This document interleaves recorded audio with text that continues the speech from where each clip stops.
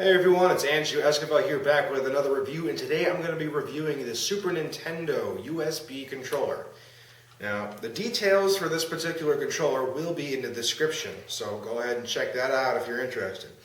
But in short, this is essentially what exactly you want if you're going to play old SNES games on an emulator.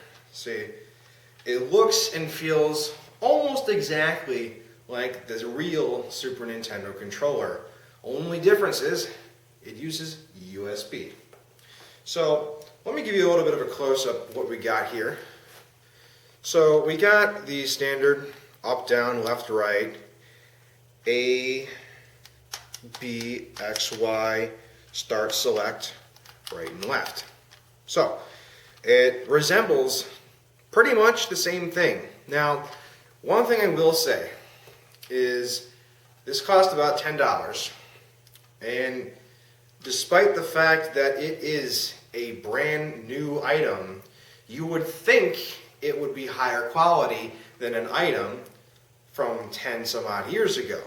Well, that's debatable. The real SNES controller from back in the day does feel a little more solidly built than this thing.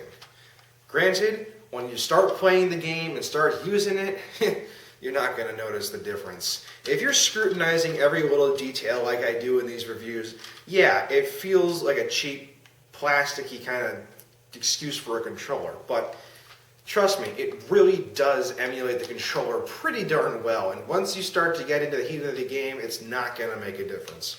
So, in short, the options for emulating an SNES controller for your SNES emulator are buy a real SNES controller and an adapter so you can use it in USB, or you can skip that entire process and just buy this.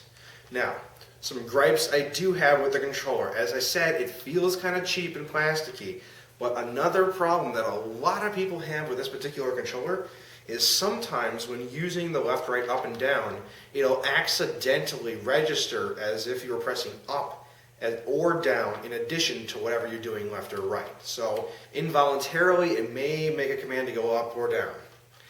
Don't know exactly why. It's probably because this isn't a super high quality item. So, but other than that, it's a really solid piece. Now, the right and left buttons on the top, they don't really give much distance before they're click, so it takes a little getting used to.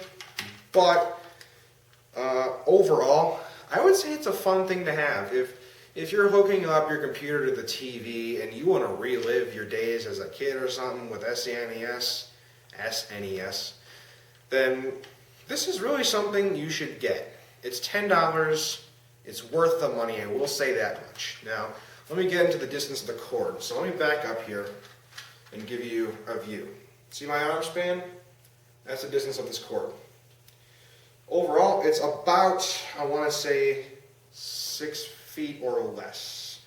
Do not have a measuring device to say exactly.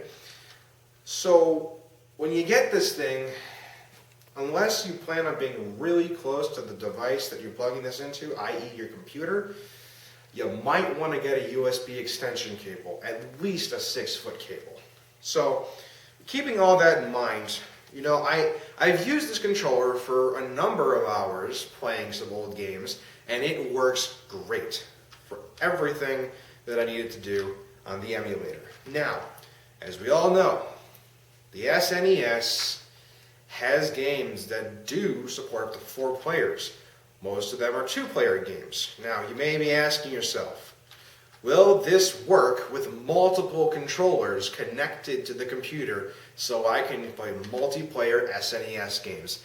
Yes, it will. Let me explain to you my little experience with this. Okay, you plug in the controller to what I have, a USB 10-port hub, which is one thing you should really consider getting if you're going to emulate games anyway, for all the controllers.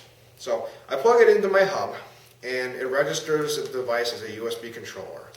Now, some of you may be thinking, well, would it have a device conflict if I have another controller in there?